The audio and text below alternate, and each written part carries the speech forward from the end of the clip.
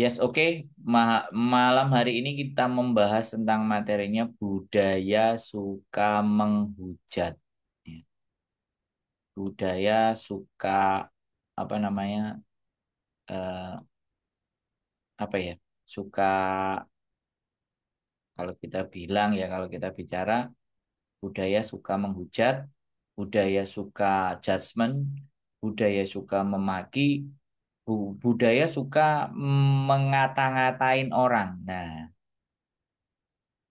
ini ya ini bukan di level yang malam malam Mbak.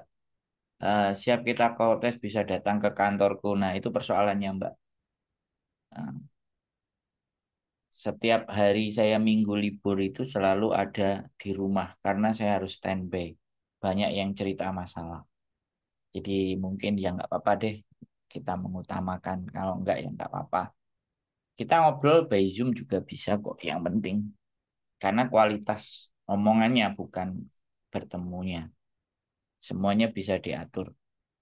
Oke, jadi kita berbicara tentang budaya suka menghujat, suka memaki, suka maido dan ngelokno dan apa ya, berbicara hal yang buruk karena mengomentari sesuatu kepada orang lain.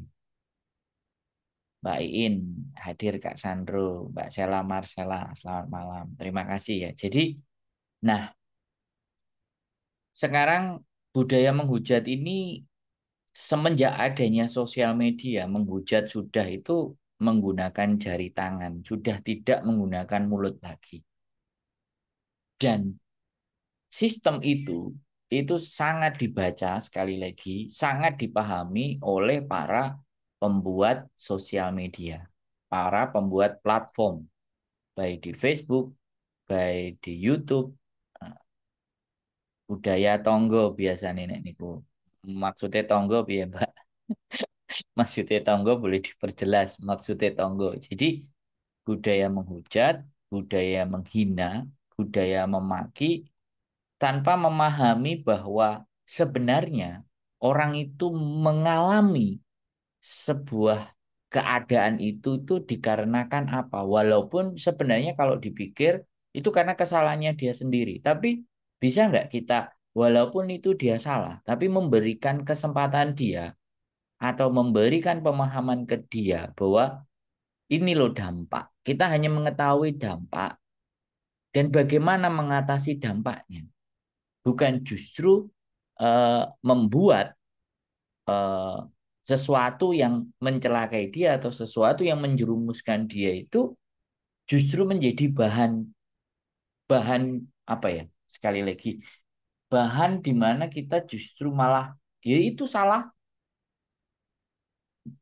Mas Bagus H5. Waalaikumsalam, selamat pagi. Nah, ya ini makanya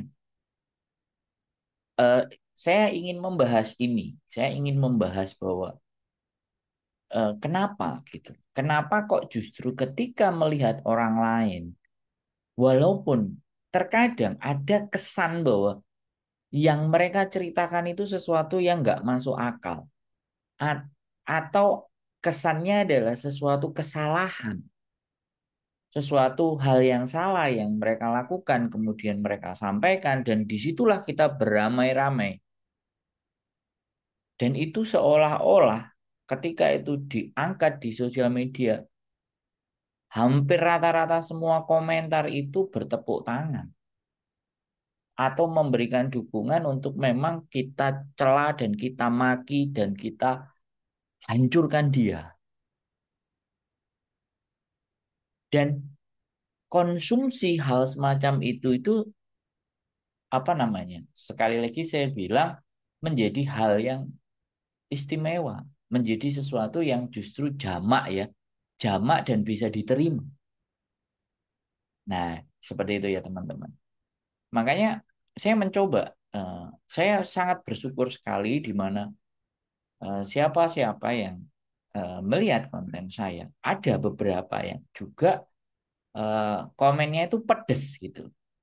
Ketika ada sesuatu kayak kita cerita 2 bulan kena mental, sudah cerita ke sini dan ke sana, maunya apa. Lah biarkan dia saya nggak membela dia yang keliru. Pokoknya ya, saya berusaha menjadi manusia itu tidak mencoba menjongkrokno atau tidak mencoba mendorong orang yang sudah salah itu justru ke dalam hal yang lebih parah. Nah, terkadang terkadang begini juga. Ketika saya berbicara dengan orang-orang yang overstay, saya berbicara dengan orang-orang yang paper, saya berbicara dengan orang yang justru sudah melukai perasaan banyak orang. Itu justru sayanya yang dianggap adalah saya bagian dari orang tersebut. Padahal sebenarnya saya ingin menampilkan bahwa ketika seseorang membicarakan ini buruk jelek, kemudian saya berbicara sendiri dengan si A, ya kan? Nah, kemudian si A itu menceritakan isi hatinya. Itu malah menjadi musuh gitu. Saya sih nggak apa-apa. Kalian memusuhi saya itu bagi saya kembali lagi. It's not problem. Ya, karena saya ingin menghadirkan fakta-fakta. Saya ingin menghadirkan bahwa apakah benar ketika seseorang itu dibenci, seseorang itu menjadi musuhnya orang banyak, itu ada ada hal apa di dalam dirinya sehingga orang banyak membenci. Mas Andrew, malam aku nonton dengerin aja ya Mbak Coffee 88. It's fine, it's okay. Siapapun mau cuman dengerin, mau ngelihat terus di skip nggak apa-apa.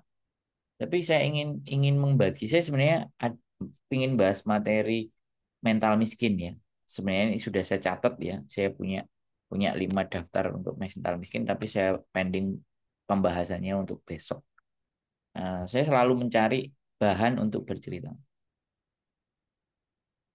OJKG sik memvonis dengarkan pahami dulu komentar itu satu patokan berkomentar itu satu patokan menurutku menghujat berjamaah rame-rame di mata deterjen seru kali ya Mas dunia maya nyimak sambil ngopi iya jadi akhirnya akhirnya di saat memaki bersama-sama akhirnya seseorang yang merasa dimaki ini adalah orang-orang yang merasa kayak seolah-olah aku tuh sebenarnya orang yang misalnya ya nih korban, tapi kenapa kok tambah tercaci dan termaki? Mbak Mariam, sinyal saya muter-muter Mas Andro. It's okay lah, fine, nggak apa-apa. Besok beli tower supaya sinyalnya jago. Nah, apa sih dampaknya? Aku siap dengerin mental miskin Mas Kofi 88. Ya nanti kita bahas lagi mental miskin berikutnya. Sebenarnya saya pingin ada materi yang 10 menit padat, tapi saya pingin berbicara aja live kepada teman-teman untuk nanti bisa kita padetin materi. Saya akan bikin konten lagi yang lebih padat lagi karena ini saya ngelihat ya, saya bercerita panjang ini berdampak enggak? Karena menurut saya memang kemasan yang 10 menitan, kemasan yang 8 9 menitan itu jauh lebih efektif ya untuk teman-teman bisa resapi. Jadi singkat, padat, dan jelas. Karena waktunya teman-teman kan gak banyak untuk bisa nonton panjang. Nah ini kan sebagai bentuk di mana saya sebenarnya ingin ngobrol. Mbak Dian Lara Irdani, selamat pagi Mbak Dian Lara Irdani.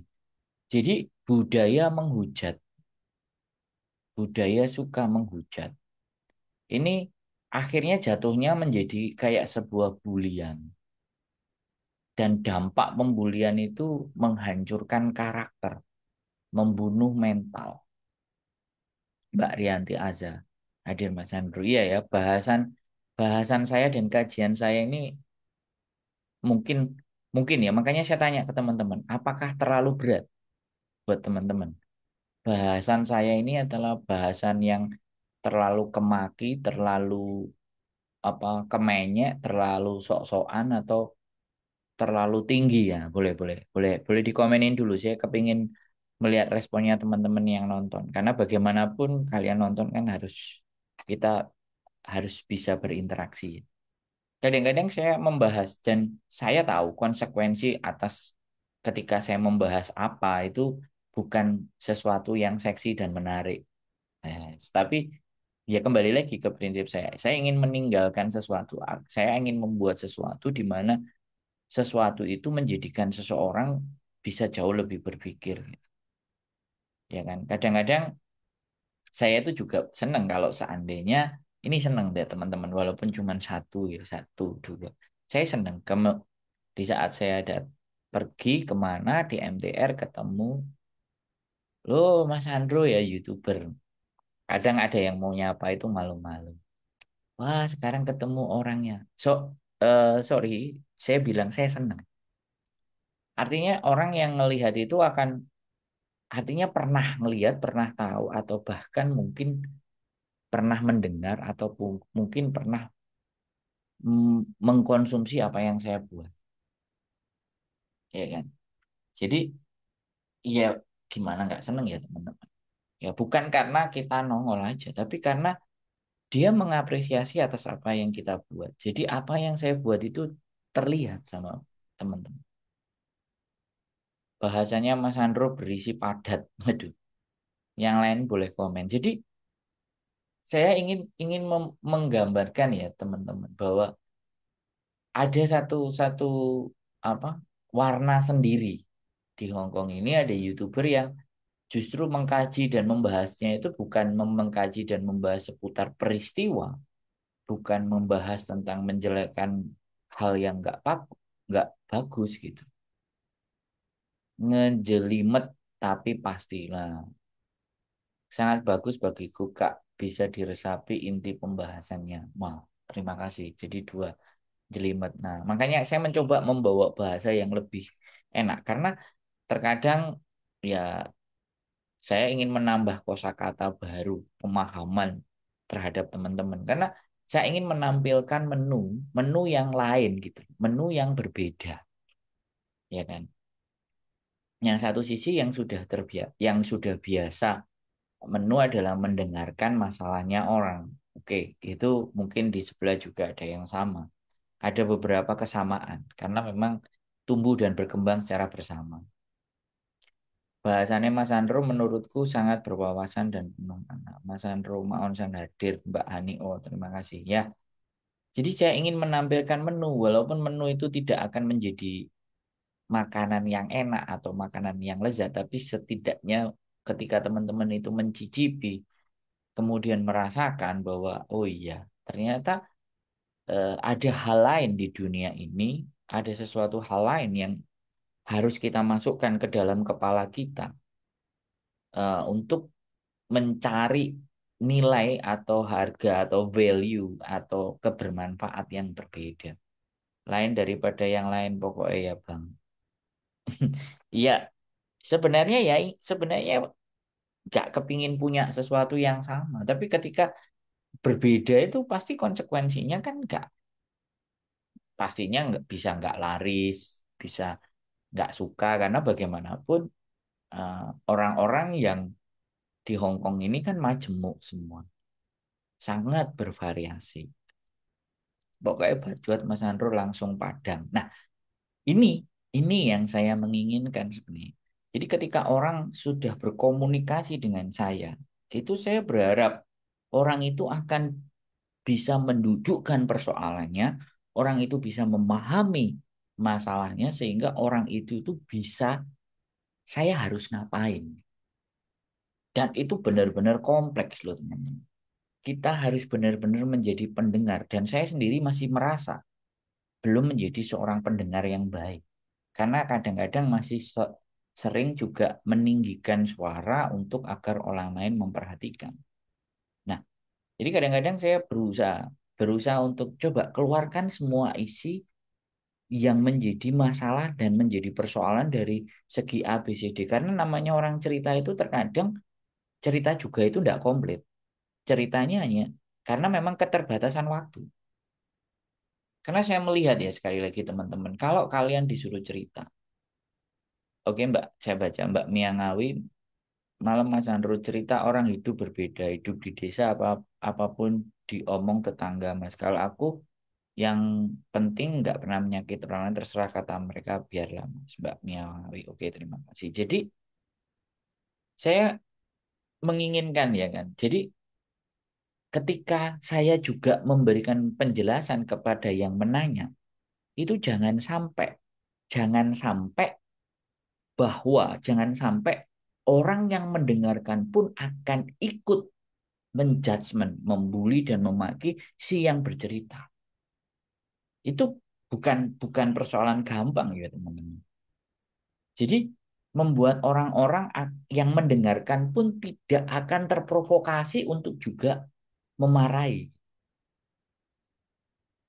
atau mengapriori atau menilai negatif bagian cerita. Itu yang ingin sebenarnya saya tanamkan. Konten Mas Andro relax, Mas Andro apa ya? eh, kan hati pikirannya tenang. Jadinya Mas Andro bagi saya ke hati, pikiran tenang. Nah, ya, makanya sekarang kan kalau kita kalau kita perhatikan, kalau kita perhatikan teman-teman kita yang ada di Hong Kong ini, ya kan, sangat bervariasi. Kehidupan hanya ada yang ingin membutuhkan hiburan, ada yang menginginkan hanya candaan, ada yang menginginkan humor, ada yang menginginkan karya gitu, ada yang ingin hobi, ada yang fokus ke hobi, fokus ke karya, ya kan. Tapi yang menjadi jumlah jauh lebih banyak itu kenapa? Jumlah orang yang ingin menghakimi orang jauh lebih banyak. Itu jumlahnya juga besar. Orang yang ini temennya lagi menjadi persoalan, ayo kita support.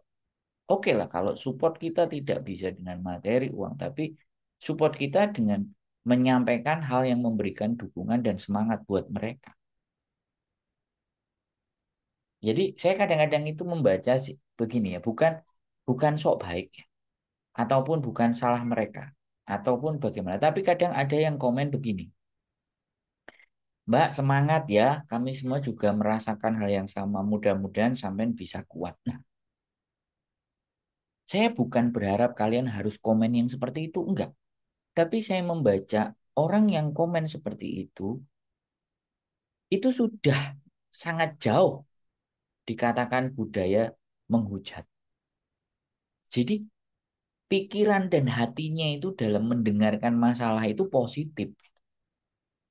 Nah ini yang ingin saya sebenarnya ingin ciptakan. Walaupun ini membutuhkan effort ya, membutuhkan usaha, membutuhkan apa ya, keistiqomahan, membutuhkan sebuah kesabaran. Karena saya sendiri juga masih belajar ya teman-teman. Ya kan, dulu ibu saya ketika saya berkata-kata kotor itu mulutnya langsung ditampar. Saya bahkan sudah kuliah aja ketika pulang, ketika saya ya namanya anak kuliah ngumpul coro Surabayaan kan teman-teman tahu. Ibu saya mendengar saya mengutarakan kalimat yang nggak bagus dan nggak pantas, ibu saya dari belakang di hadapan teman-teman saya mulut saya ditampar pakai sandal. Jadi ya namanya sama teman kan kadang-kadang keakraban itu muncul dengan kata-kata tapi naasnya saya itu pas di depan rumah dan ibu saya mendengar sudah kelar mulut saya. Nah gitu loh. Tetaplah jadi orang yang baik Mas Sandro. I know you are good people. Tetap menjadi pendengar yang baik bagi kami. Tetap down to earth Mas Sandro. Ya Mas Sandro. Nah ya ini dukungan saya senang gitu. Jadi terkadang kalian itu sudah orang-orang yang dimana bahwa merantau dan tidak mungkin akan bercerita dengan keluarga tentang masalah dan keluh kesah kalian yang berat. Artinya kan butuh, ya kan? Butuh teman, butuh sesuatu, butuh tempat untuk bercerita di mana tempat bercerita itu justru bukan malah menghakimi, walaupun sebenarnya dia itu salah, walaupun sebenarnya keliru. Iya kita tahu dia salah, dia keliru, dia ceroboh. Iya, tapi kembali lagi, Gusti Allah aja itu sebagai orang yang maha mengampuni.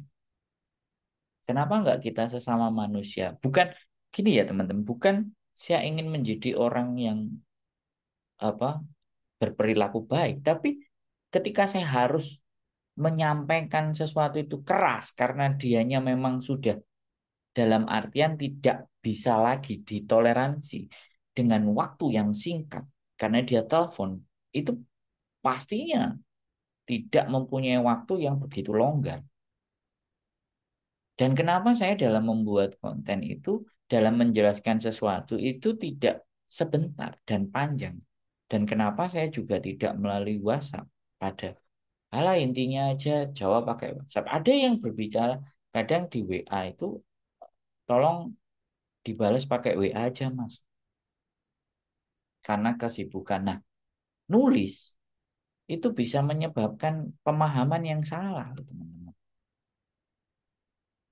Ya kan? Makanya saya mencoba gitu membuka, memberikan nomor untuk kembali lagi. Ayo kita ngobrol. Saya pun pindah dari kota ingin ke desa dengan lingkungan yang atau tempat tinggal yang agak lebih lebar agar bisa kita itu bercengkrama, agar kita itu bisa mendiskusikan masalahku ini sebaiknya gimana. Jadi pada pada saat ada yang telepon saya mau pingin ya masukannya Mas Andro, pendapatnya Mas Andro tentang masalah saya. Ketika orang itu bicara ke situ sama saya, bukan bukan rasa bangga yang rasa bangga yang saya rasakan, tapi justru yang saya rasakan adalah dia itu percaya sama saya. Dia itu yakin dengan saya. Sampai akhirnya dia datang, dia bercerita, menceritakan segalanya. Dan kadang saya justru kadang menyakiti hati mereka. Kenapa? Mbak, saya kontenin ya. Sebenarnya saya kepingin nggak ngontenin cerita dan mereka cerita bebas. Tapi saya masih tidak mampu, teman-teman. Ya kan? Saya masih, Mbak Sepi aja hadir. Saya masih belum kuat. Makanya saya nggak minta balesan. Tapi waktu atas kita berbicara itu bisa nggak kita rekam? Bisa nggak saya diizinkan untuk teman-teman kasih gitu.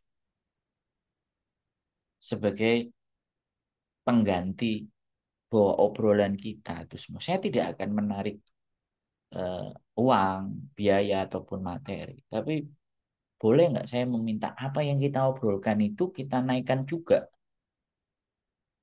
agar yang belajar nggak cuma saya, tapi yang lain juga belajar. Kadang-kadang ini adalah bias ya.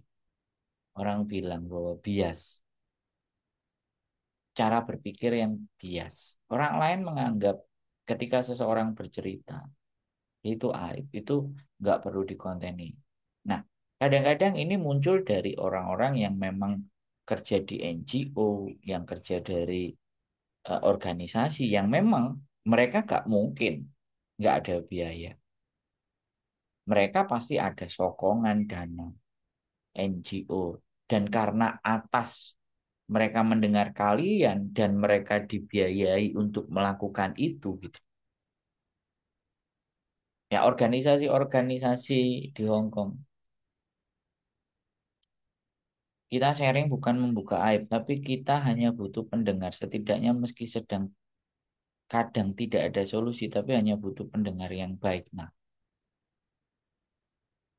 Tetapi yang menjadi absurd, tidak jelas, yang menjadi ambigu, itu kadang-kadang orang bercerita aib, kemudian orang lain menilai semua.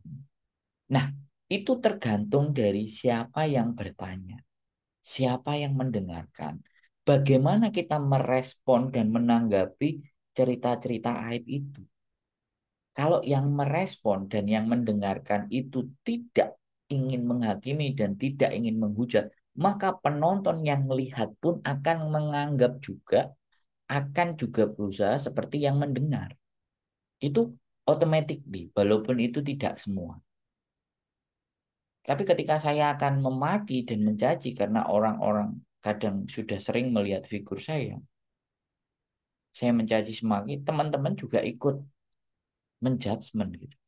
Nah ini budaya ini yang sebenarnya saya tidak saya akan berusaha sekuat tenaga untuk membuat sesuatu yang berbeda agar ketika teman-teman melihat suatu konten atau melihat suatu tontonan, suatu gambaran itu tidak langsung ikut menghakimi, tapi mencoba mencari dari cara sisi pandang yang berbeda. Kenapa kok anak ini melakukan seperti itu? Kenapa? Akhirnya kan dengerin dan akhirnya membuat sebuah kesimpulan. Dan kesimpulannya, oh, berarti besok kalau aku menghadapi persoalan dan permasalahan yang seperti itu, aku harus rileks dulu, aku harus tenang dulu, harus benar-benar eh, melihat masalahku itu nggak hanya dari sisiku saja. Ya kan? Yang terjadi sama manusia itu sebenarnya apa yang dilihat di depan ini kelihatannya terus di depan gitu. Kalau melihat gambaran angka 6 dan angka 9, kadang-kadang dari sisi yang berbeda itu kan ya pasti beda.